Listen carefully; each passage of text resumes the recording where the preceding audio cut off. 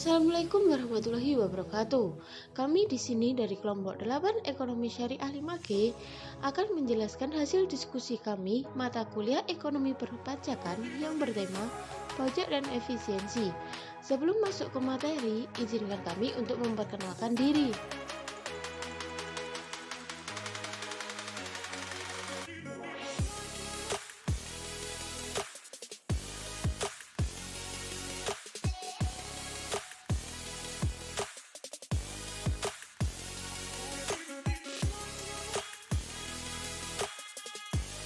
Perkenalkan anggota kelompok kami yaitu saya sendiri Mustika Nur Asturi dengan NIM 306 dan teman saya Firdaus Alvan Fadilah dengan NIM 307, yang kedua Muhammad Dafa Ijal Yufiansa dengan NIM 308 dan yang terakhir yaitu Iqbal Alfadilah Suwantoro dengan NIM 309.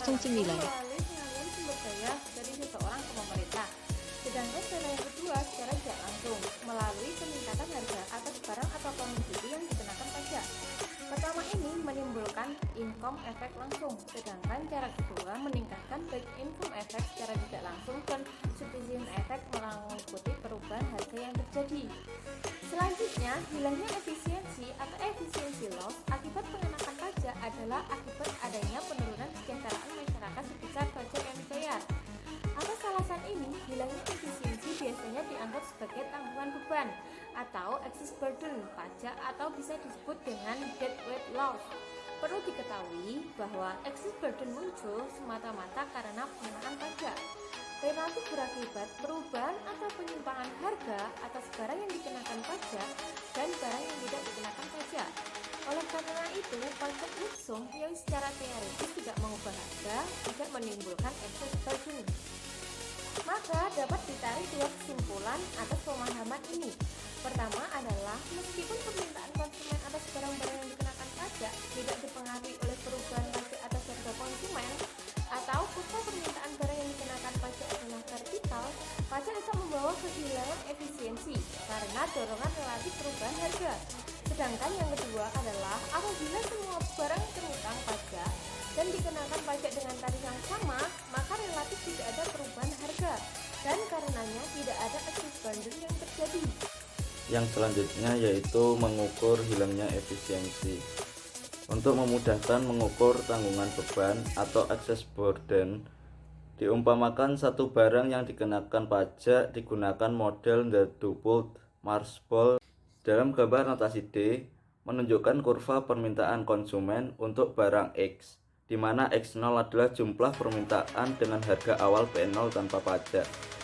Konsumen surplus adalah area di bawah kurva permintaan, tetapi di atas garis harga, yaitu area segitiga DP0B. Seandainya sekarang ada pengenaan pajak tarif T atas barang X, maka harga konsumen naik ke P1 sama dengan 1 plus T P0 dan berakibat penurunan jumlah barang X yang diminta dari X0 ke X1. Dibandingkan dengan situasi sebelum dikenakan pajak, konsumen surplus sekarang menurun sebesar area trapesium P1 ABP0, area segi 4 atau rectangle P1 AC P0 menggambarkan besar area pajak yang dibayar. Dengan demikian, tanggungan beban pajak adalah area segitiga ABC yang mengukur besarnya pengurangan konsumen surplus sebagai akibat pengenaan pajak. Yang selanjutnya yaitu efisiensi pasar dan pengaruh kebijakan perpajakan dan pengeluaran pemerintah terhadap perekonomian. Yang pertama, efisiensi pasar. Konsep ekonomi efisien yang banyak digunakan dalam ilmu ekonomi disebut Pareto efisiensi atau optimality, yang menyebutkan bahwa ekonomi dinyatakan efisien apabila tidak mungkin membuat paling sedikit seorang lebih baik tanpa membuat orang lain lebih buruk. Pengertian ini lebih luas daripada apa yang dipahami umum sehari-hari. Efisiensi ekonomi adalah termasuk makna efisien secara teknis dan efisiensi yang direncanakan dengan cara produksi dengan biaya murah tetapi dengan tetap sesuai harapan masyarakat, baik mutu barang yang diproduksi maupun pelayanannya.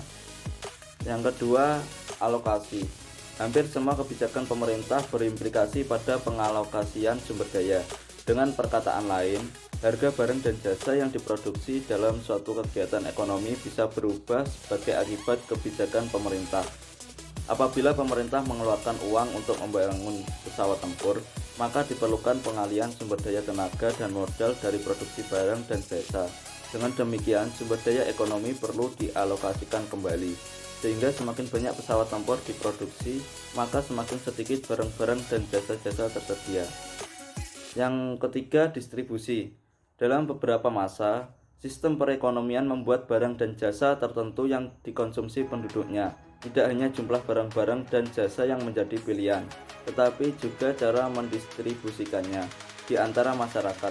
Kebijakan pemerintah sering mempengaruhi kedua-duanya, baik produksi atas barang dan jasa dan juga distribusinya. Dan karena itulah disebut sebagai distribusi pendapatan sesungguhnya atau real income. Yang keempat, stabilisasi. Seberapa besar pengeluaran pemerintah dan pemungutan pajak dalam hubungannya dengan kebijakan moneter memiliki dampak penting pada semua tingkatan lapangan kerja, output, dan harga-harga. Dalam hal ini, kebanyakan orang pertama-tama akan mempelajari perpajakan dan pengeluaran pemerintah terkait dalam hubungan dengan pencapaian pertumbuhan ekonomi dan kesejahteraan hidup masyarakat. Menstabilkan ekonomi pada tingkat output dan lapangan kerja yang tinggi tentunya bukan hal mudah dalam situasi perekonomian yang berfluktuatif. D. Analisis positif dan pengukuran nilai. Pada umumnya masyarakat belajar ekonomi lebih ditujukan perhatiannya pada jenis kebijakan ekonomi yang diharapkan dan yang tidak diharapkan. Karena ekonomi publik terkait dengan kebijakan publik, maka sangatlah penting untuk memahami analisis ekonomi apa yang dapat digunakan untuk menentukan baiknya suatu kebijakan. Secara logis, untuk memutuskan baik buruknya suatu kebijakan diperlukan dua langkah, yaitu analisis positif dan pengukuran nilai. Pertama, sangat penting adalah menentukan apa konsekuensi dari suatu kebijakan terkait dengan akibatnya atas alokasi sumber daya dan distribusi pendapatan. Inilah bidang analisis ekonomi positif yang menggunakan hasil kebijakan yang terukur dan berdasarkan observasi. Sebagai contoh, misalnya menentukan aturan berapa besar gaji minimum yang dapat mempengaruhi pengangguran, atau apakah ada celah pajak yang menguntungkan orang kaya, atau bagaimana pajak atas modal dapat mempengaruhi tingkat suku bunga. Langkah kedua yaitu kita juga harus memutuskan apakah konsekuensi yang diakibatkan juga sudah sesuai harapan.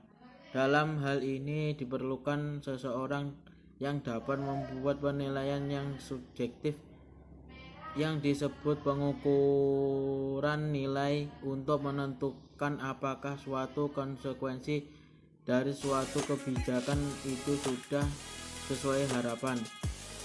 Penentuan nilai ini tentunya tidak ilmiah karena tidak dapat dibuktikan kebenarannya sesuai fakta atau bukti.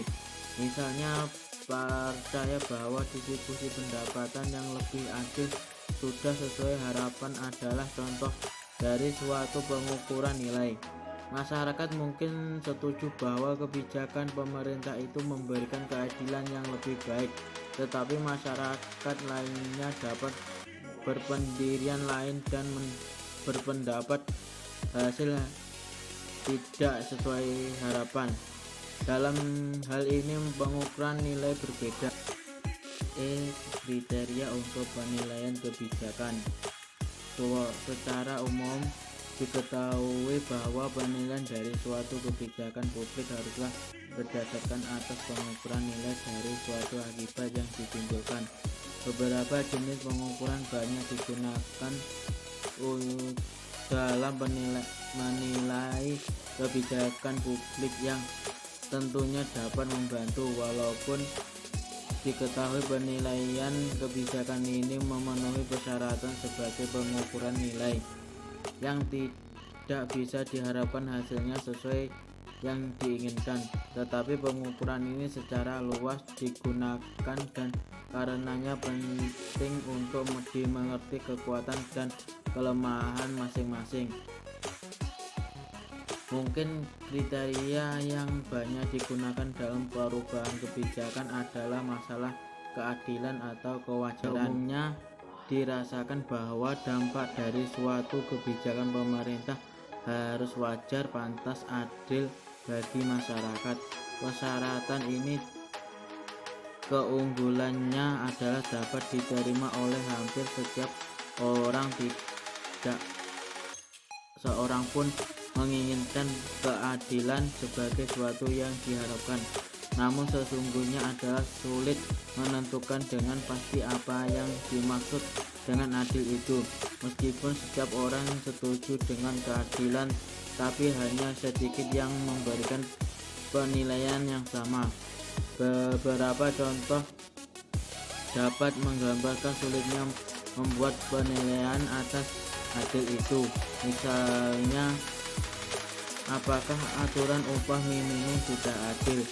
Pengeterapan upah minimum menghasilkan adanya upah yang lebih tinggi untuk sejumlah orang pengangguran yang lain. Efisiensi pajak terhadap pembangunan. Tinjau dari fungsinya, pajak memiliki salah satu fungsi, yaitu fungsi budget atau sumber penerimaan negara. Pajak merupakan sumber utama pendapatan negara. Fungsi penting ini telah berjalan sejak zaman kerajaan-kerajaan, pemerintahan Hindia Belanda, pemerintahan Jepang, dan juga sejak masa kemerdekaan sampai dengan sekarang.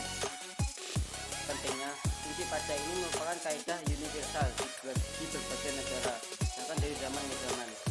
Lahirnya Magna Carta di Inggris merupakan salah satu bukti historis bahwa pajak sangat strategis bagi negara. Oleh karena itu, Raja Inggris berdasarkan piagam tersebut diperbolehkan memungut pajak setelah mendapat persetujuan kaum bangsawan.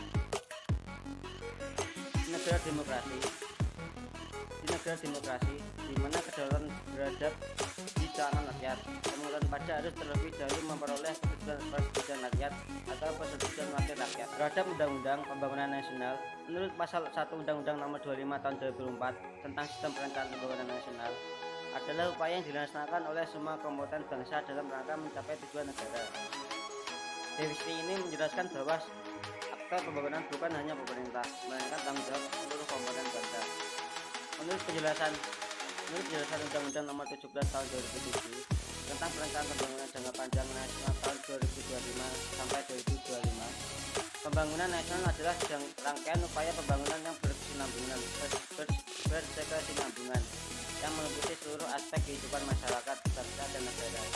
Untuk melaksanakan tugas mewujudnya tujuan nasional sebagaimana dirumuskan dalam pembukaan Undang-Undang Dasar Negara RI tahun 1945. Definisi ini lebih memfokuskan pada proses lingkup pembangunan dan tujuan dari pembangunan itu sendiri. Sedangkan berdasarkan Peraturan Presiden Nomor 2 Tahun 2015 tentang Rencana Pembangunan Jangka Menengah Nasional tahun 2015 sampai tahun 2019, ditentukan bahwa sesuai dengan visi pembangunan, yaitu terwujudnya Indonesia yang berdaulat, mandiri, dan berkepribadian berdasarkan gotong royong, maka pembangunan nasional 2015 sampai 2019 akan diarahkan untuk mencapai sasaran utama, yaitu sasaran makro, sasaran pembangunan manusia dan masyarakat, sasaran pembangunan sektor unggulan. Adalah efisiensi pajak terhadap sila Pancasila. Berdasarkan penulisan kepustakaan, tidak ditemukan naskah yang secara eksplisit mengumumkan sumber historis, sosiologis, dan politis tentang pajak sebagai perwujudan nilai-nilai Pancasila. Namun demikian, jika dikaji secara umum, pajak merupakan salah satu hal yang penting dalam pengalaman nilai-nilai Pancasila. Kepatuhan membayar pajak bagi warga negara yang mampu merupakan wujud dari pengalaman nilai-nilai Pancasila. Seseorang yang memiliki kemampuan dalam membayar pajak ketika menunaikan kewajibannya tersebut dengan sendirinya telah mengamalkan sila kebenaran yang Maha Esa, berupa rasa syukur atas kelebihan nikmat rezeki yang diperolehnya sebagai karunia dari Tuhan Yang Maha Pemberi rezeki. Pengalaman sila kemanusiaan yang adil dan beradab bagi wajib pajak berupa wujud toleransi antara warga yang mampu kepada yang tidak mampu. Pengalaman sila persatuan Indonesia berupa rasa kebersamaan atau solidaritas antara warga negara. Pengalaman sila kerakyatan yang dipimpin oleh hikmah bijak dalam permusyawaratan perwakilan merupakan perwujudan sikap bijaksana dalam kehidupan bermasyarakat, berbangsa, dan bernegara. Pengalaman sila keadilan sosial bagi rakyat Indonesia merupakan kewujudan keadilan legalis, yaitu ketaatan warga negara dalam melaksanakan hukum yang berlaku. Dalam hal ini, ketentuan hukum membayar pajak bagi yang mampu.